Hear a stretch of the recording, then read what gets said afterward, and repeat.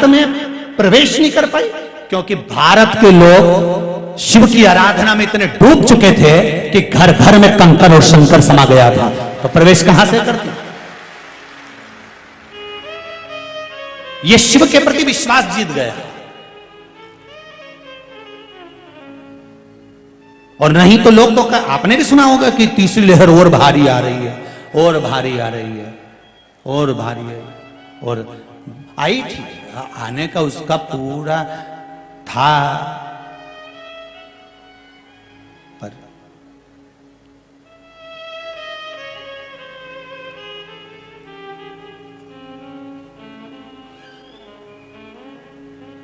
भोलेनाथ दया करना,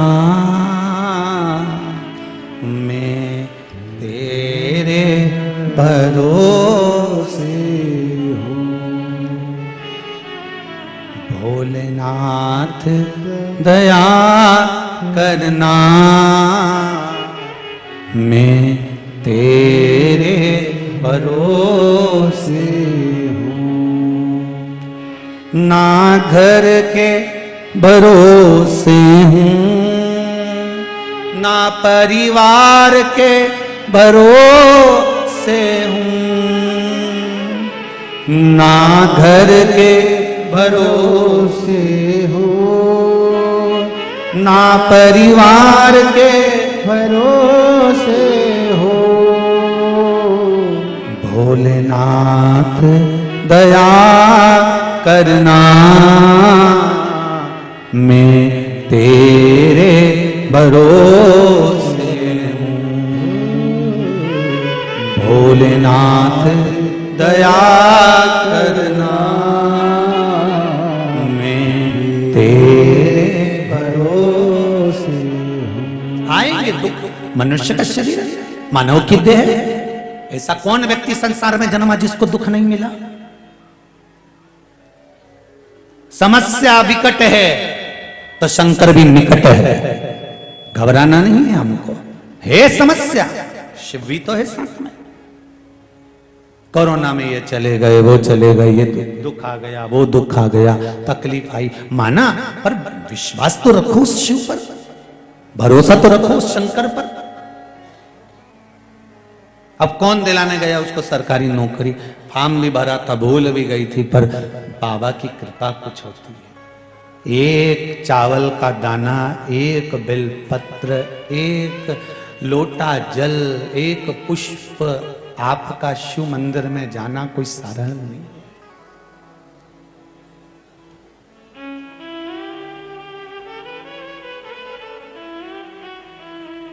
कोई साधारण नहीं।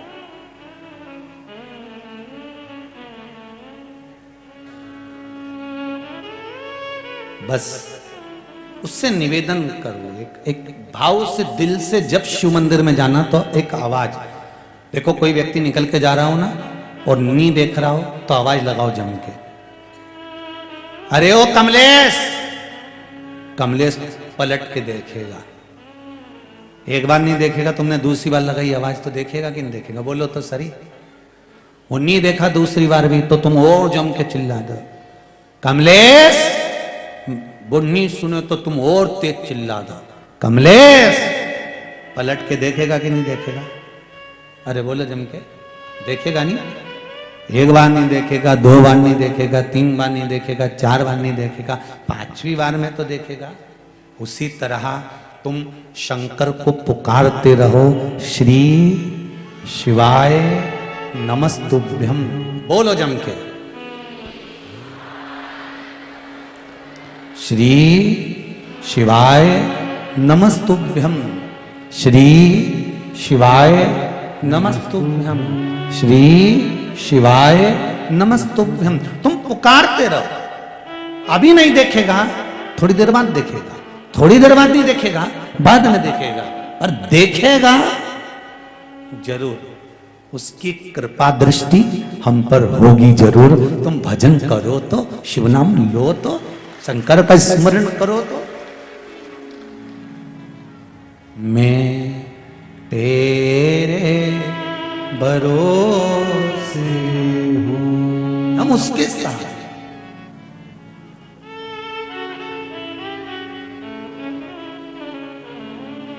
आप तो बाबा से एक विनय बड़े प्रेम से कर दिया करो। हे शंभु, हे शंकर, तुम आना भोले बाबा, तुम आना भोले बाबा, मेरे मकान में तेरा डमरू डम डम बाजे सारे जहान में। तुम आना भोले बाबा, तुम आना भोले बाबा, मेरे मकान में तेरा डमरू डम डम बाजे सारे जहान में। तुम आना भोले बाबा, तुम आना भोले बाबा, मेरे मकान में तेरा डमरू डम डम बाजे सारे जहान में। तुम आना भोले बाबा, तुम आना भोले बाबा, मेरे मकान में सब गाइए। तेरा डमरू डम डम बाजे सारे जहान में। ओहो हर महादेव। बड़े प्रेम से आनंद से ताली से बजते हुए भाव और भक्ति के साथ, बड़े आनंद के साथ। हो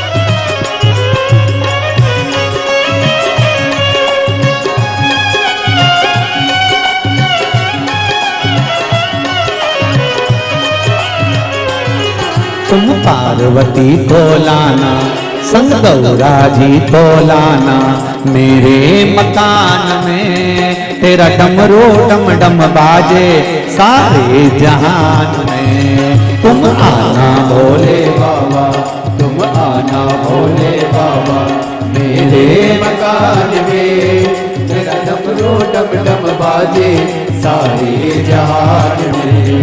तुम आना भोले बाबा, तुम आना भोले बाबा, मेरे मकान में तेरा डमरू डम डम बाजे सारे जहान में। तुम आना भोले बाबा, मकान में तेरा डमरू डम डम बाजे सारे जहान में। शंभो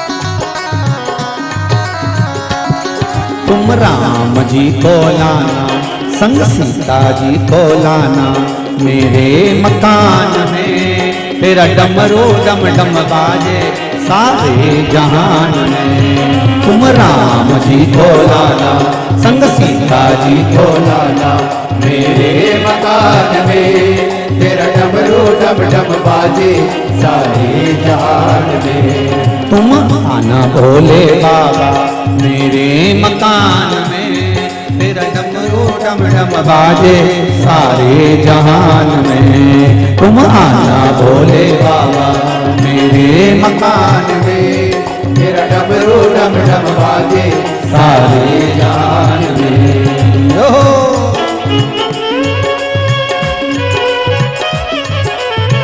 हर हर महादेव।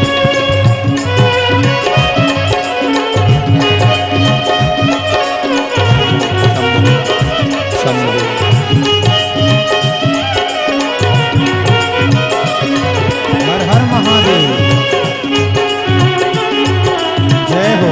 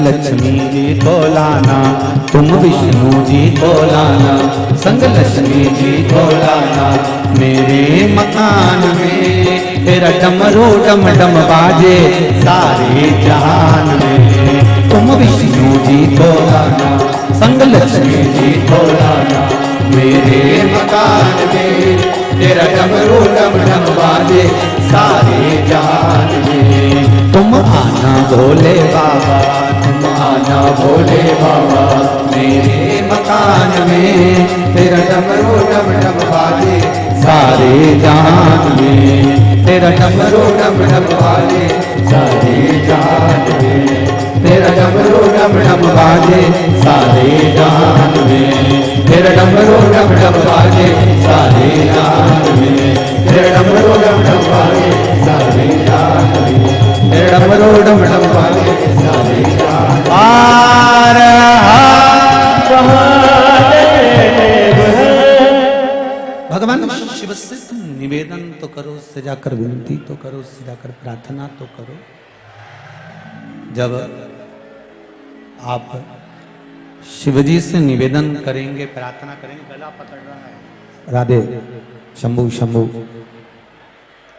जब आप शिवजी से निवेदन करेंगे, प्रार्थना करेंगे, तो शिव उसको स्वीकार करेगा। आप भगवान को पुकारो तो। तुम आना भोले बाबा मेरे मकान में, तेरा डमरू डम डम बाजे सारे जहान में। शिवजी से निवेदन करना, भगवान शंकर से प्रार्थना करोगे, कहोगे, विनय करोगे, निवेदन करोगे, तो ऐसे जीवन का कोई भी दुख हो, कोई भी तकलीफ हो, कोई भी कष्ट हो, आप उससे प्रार्थना करेंगे तो शिव उसको स्वीकार करेगा।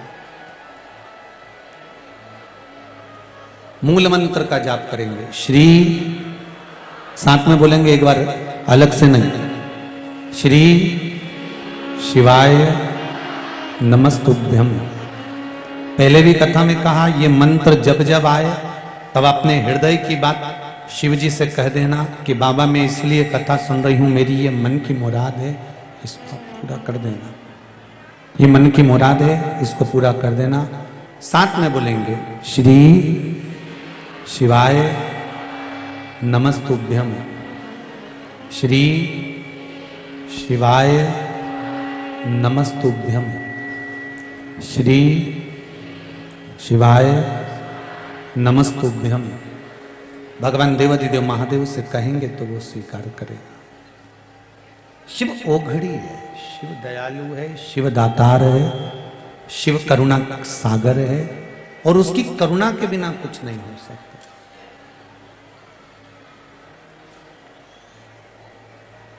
तारकासुर का संहार हुआ, तारकासुर के प्राण छूटे। भगवान शंकर एक बार बड़े आनंद के साथ में विराजमान थे और शिव जी बैठे हुए थे। उनके नेत्र बंद थे और नेत्र बंद होने के साथ में आंख से, नेत्र से एक अश्रु नीचे गिर गया, जिससे अंधकासुर का जन्म हो गया, अंधकासुर प्रकट हो गया, जिससे अंधकासुर का प्रागट्य हो गया। पार्वती जी ने उसको गोदी में ले लिया। पार्वती जी को लगा कि ये शिव जी का पुत्र है तो मेरा पुत्र है। एक बात बहुत अच्छे से ध्यान करिएगा, जीते जी तुमने जो दे दिया, अपने जीते जी तुमने जो दिया है, जो तुमने दान करा है, जो तुमने पुण्य करा है, जो तुमने सत्कर्म करा है, जो तुमने भजन करा है, जो तुमने कीर्तन करा है, अपने जीते जी जो तुमने दिया है, वो एक अलग प्रसंग हो जाता। मरने के बाद अगर कोई दे तो उसकी कोई गारंटी नहीं कि तुम्हारे खाते में गया कि नहीं गया।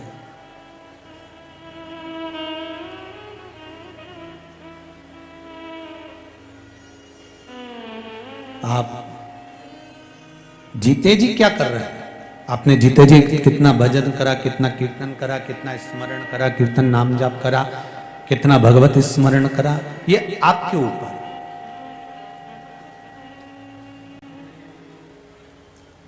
अंधकासुर का जो जन्म हुआ है वो नेत्र बंद करने के बाद एक अश्रु नीचे टपक गया था, उससे ये पुत्र का जन्म हुआ जिसका नाम अंधकासुर हुआ।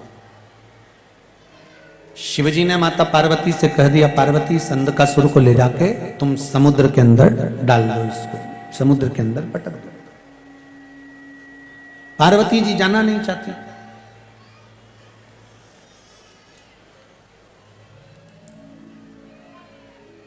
शिवजी ने फिर कहा, पार्वती इस अंधकासुर को ले जाकर समुद्र के अंदर डाल दीजिए। पार्वती जी फिर भी नहीं गई। बार बार निवेदन करा जा रहा है कि इस बच्चे को समुद्र के अंदर फेंक दो। पार्वती जी कहती है ये मेरा पुत्र है क्योंकि आपके द्वारा प्रकट हुआ है।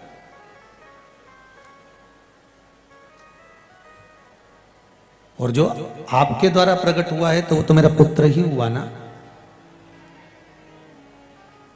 इसको मैं कैसे समुद्र के अंदर डाल सकती हूँ, इसको कैसे समुद्र के अंदर फेंक सकती हूँ। शंकर भगवान ने कहा, सुनो पार्वती, ये मेरे नेत्र बंद करने के बाद प्रकटा।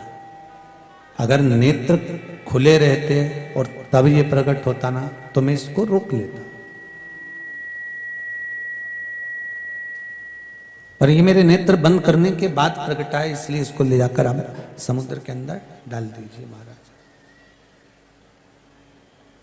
तब पार्वती जी ने उस बालक को ले जाकर समुद्र में फेंक दिया, समुद्र में डाल दिया। और समुद्र में जब बालक को डाला, उसी में हिरण्याक्ष रहता था। उस हिरण्याक्ष ने उस बालक को पाल पोस कर बड़ा करा।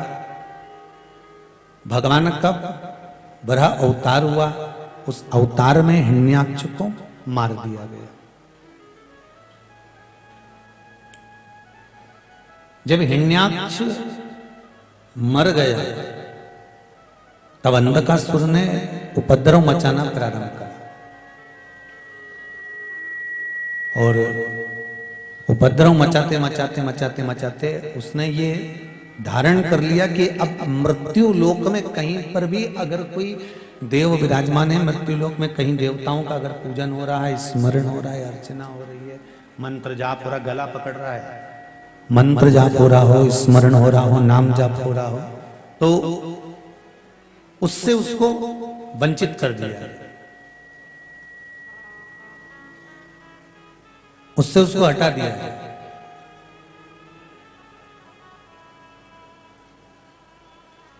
सारे मंदिर, सारे देवालय सब तोड़वा दिया, सब टूट गए। अब एक समझने वाली बात है, ये आपकी और हमारी, जितने लोग कथा श्रवण कर रहे हैं वो भी अच्छे से समझ लें और अपन सब अच्छे से इसको ध्यान कर लें कि ये जरूरी नहीं है कि कोई पिता अगर धर्मात्मा है, अगर कोई पिता धर्मात्मा है तो उसकी औलाद भी धर्मात्मा हो। जितने लोग कथा सुन रहे हैं जरा सावधानी से सुनना और इस बात पर विशेष ध्यान रखना। एक विद्वान का पुत्र विद्वान होगा ये पक्का नहीं,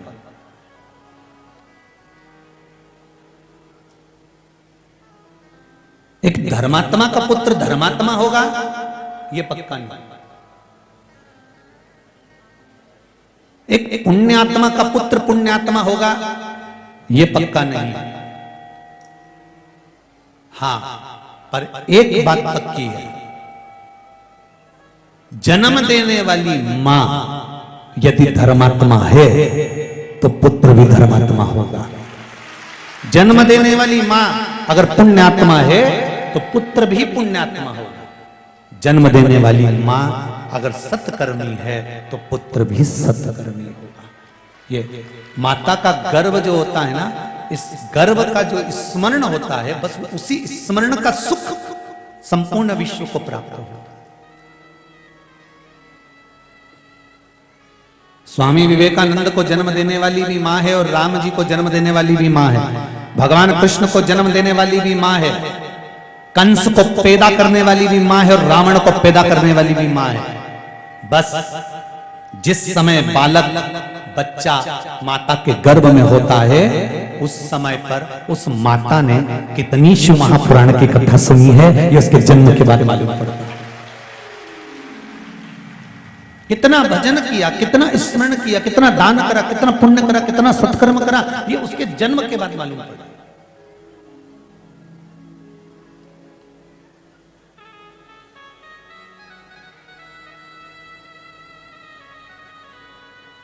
गर्भ का ज्ञान था प्रहलाद जी महाराज को, गर्भ का ज्ञान था प्रहलाद जी महाराज को, इसलिए गर्भ के ज्ञान के कारण प्रहलाद जी महाराज ने भगवान का भजन करा, कीर्तन करा, मंत्र जाप करा, स्मरण करा, नाम जाप करा। ये सब गर्भित ज्ञान है, ये सब गर्भ का ज्ञान और गर्भ का ज्ञान प्रबल ज्ञान है। हमारे कैसे संस्कार हैं ये वो कहते हैं ना, एक ससुर मर गया और ससुर मर गया तो चार बहुएं थी, बड़ी धाड़ धाड़ के रोई, खूब रोई, चारों की चारों रोई, अपने अपने पतियों को फोन लगा दिया, पति उनको बुलाया, तुम्हारे पिताजी मर गए, तुम्हारे पिताजी चले गए, तुम्हारे पिताजी शांत हो गए, तुम्हारे पिताजी चले गए हैं महाराज। चारों पति आए और चारों पतियों ने आकर अपनी अपनी पत्नियों से कहा, चिल्ला चिल्ला के क्यों रो रही हो, क्या हो गया, तुम्हारे पिताजी मर गए। तो चारों पतियों ने अपनी अपनी पत्नियों से कहा, भगवान ने बड़ी कृपा करी जो हमारे पिताजी को मार दिया। रोज रोज मरने से तो अच्छा है कि बाप एक दिन मर गया। अरे तुम भी तो चाहती थी कि पिताजी मर जाए, फिर काय को रो रही हो।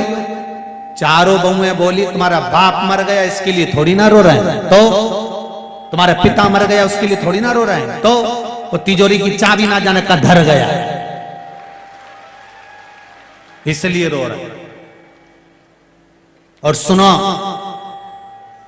अपने पिताजी को जगाओ और पूछो चाबी कहां रखी। बेटे बोले पिताजी को मरे हुए इतना समय हो गया है। पिताजी को शांत हुए कम से कम आधा घंटा 1 घंटा हो गया भाई। बेस कम करके थोड़ा डीले खोल दीजिए। पिताजी को मरे हुए इतना समय हो गया, आधा 1 घंटा हो गया। और जब आधा 1 घंटा हो गया पिताजी को मरे हुए, तो अब पिताजी कहां से बोलेंगे कि चाबी कहां रखी है। पत्नियां बोली कुछ भी करो, इनको जगाओ और चाबी की पूछो, नहीं तो सोच ले।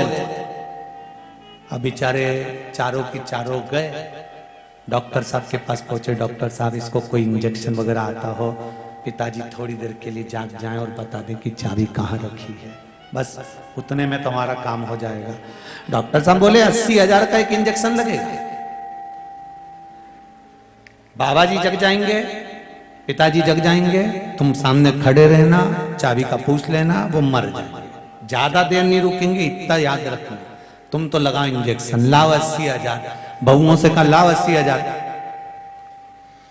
बहुओं ने 20-20 हजार में रकम बेची है। चाबी इतनी जरूरी थी। 80,000 रुपए लाकर अपने पतियों के हाथ में दिया। पतियों ने वो 80,000 रुपए डॉक्टर साहब को दिया। डॉक्टर साहब ने बहुओं से कह दिया सामने खड़ी हो जाओ, जैसे ही इंजेक्शन लगाए वैसे ही पूछ लेना बस। और इन्होंने जैसे ही इंजेक्शन लगाया और लगाते से ही पिताजी उठ के बैठे, और बैठते से ही बहू पूछती उससे पहले ससुर ने कह दिया क्यों री ये पाड़ा के पानी पिलाया कि नहीं पिलाया, और मर गया। वो 80,000 का इंजेक्शन लगाए ना, पाड़ा के पानी पिड़े के मर गया। इतने में बउन धाड़ धाड़ के रोने लगे। अब इसलिए धाड़ के रो रही थी कि 20-20 हजार भी चले गए। बउन हाथ जोड़ के बोली वंस मोर, एक बार फिर से लगा दो इंजेक्शन। डॉक्टर साहब बोले लाओ 80,000 जाओ। अभी पाड़ा के पानी पिलाया, अब गाय के पिलाया। अब चाबी की कोई गारंटी नहीं कि मिले कि नहीं मिले हो।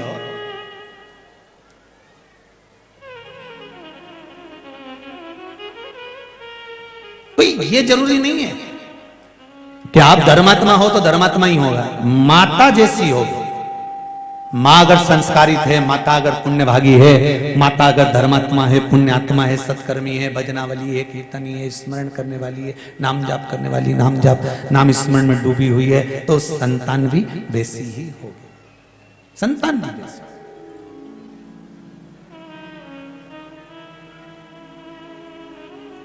अंधकासुर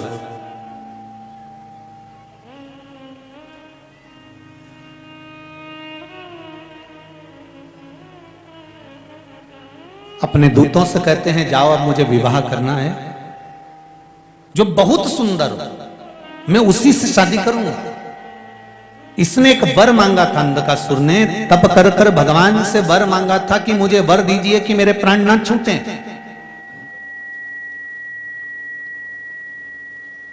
मुझे वर प्रदान करो कि मेरे प्राण ना जाए। भगवान ने कहा ऐसा हो नहीं सकता कि मरोगे नहीं, मरना तो पड़ेगा, फिर और कुछ मांग लो। नहीं, मुझे तो यही वर चाहिए कि मैं मरूं ना, और कुछ मांग लो। तो अंधकासुर को यह मालूम था कि मेरे कोई ना तो माता है, मेरा ना कोई पिता है। तो अंधकासुर ने वर में मांगा कि मुझे वर दीजिए, और वर भी ऐसा दीजिए कि जिस दिन मैं अपनी माता को गलत दृष्टि से देखूं उसी दिन मेरे प्राण छूटे। जिस दिन मैं अपनी माता को गलत दृष्टि से देखूंगा उस दिन मेरे प्राण छूटे। अब अंधकासुर को यह मालूम था कि ना तो मेरी मां है ना मेरा पिता है। इसने कह दिया जाओ मुझे विवाह करना है, जो सबसे सुंदर हो उसको देख कर आओ। तो दूतों ने कह दिया जो सबसे सुंदर थी उसको तो शंकर जी लेकर चले गए। शिव ले गए? कौन? कहा पार्वती। पार्वती इतनी सुंदर है? हाँ। और अंधकासुर माता पार्वती को ही विवाह करने के लिए, उनको देखने के लिए गया। और जो अंधकासुर, क्योंकि यहां उसने वर मांगा था कि जिस दिन मैं अपनी माता को गलत दृष्टि से देखूं उस दिन मेरे प्राण छूट जाएं, उसी दिन मेरे प्राण छूटे। शिव महापुराण की कथा कहती है, हम तो कहते हैं कि इस संसार में, मृत्यु लोक में, भारत की भूमि पर, इस पवित्र धरा पर, भारत की भूमि पर जो जन्म ले, भगवान को वहीं से एक वर देकर भेजना चाहिए कि जिस दिन तो भारत माता को गलत दृष्टि से देखेगा उस दिन निपट जाएगा।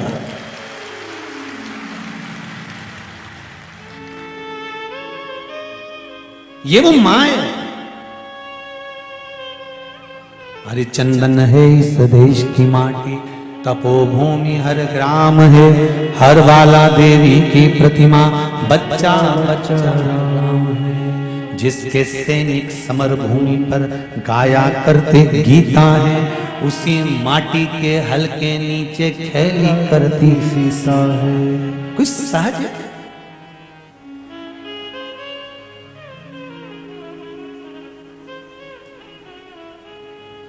अरे देपालपुर वालों को तो बड़ी प्रसन्नता होना चाहिए।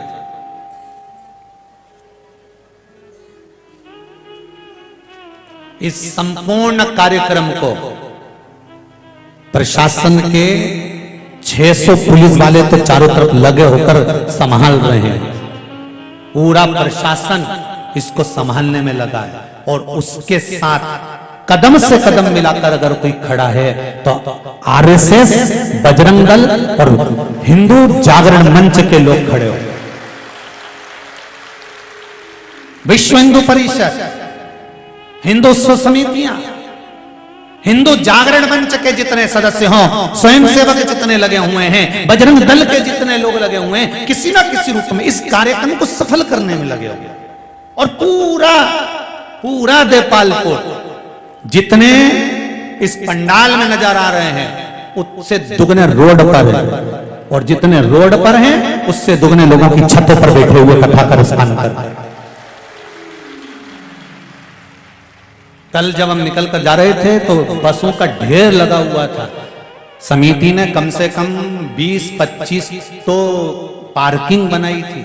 आज जाकर उन पार्किंगों का हाल देखकर आना कि पार्किंग में जगह नहीं बची तो लोगों ने 6-6 किलोमीटर 8-8 किलोमीटर दूर अपने अपने वाहन टिका कर रखे और पैदल चले आ रहे हैं कथा का रसपान करने के लिए। क्या मिल रहा है उनको?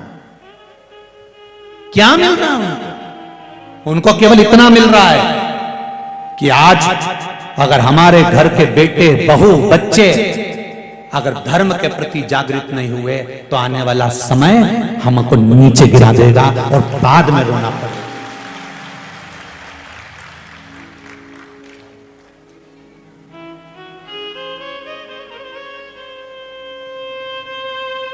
बाद में रोना पड़ेगा। इसलिए जागृत तो हो, जागृत।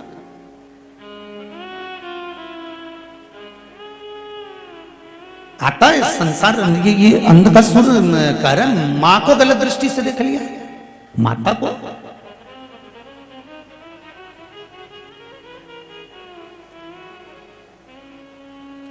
चाहे मां हो चाहे भारत मां हो, इस पर गलत दृष्टि डालने वाले को छोड़ा नहीं जाएगा। बिल्कुल खुले कह दीजिए लोगों को, घर की मां और भारत माता पर गलत दृष्टि डालने वाले को छोड़ा नहीं जाएगा।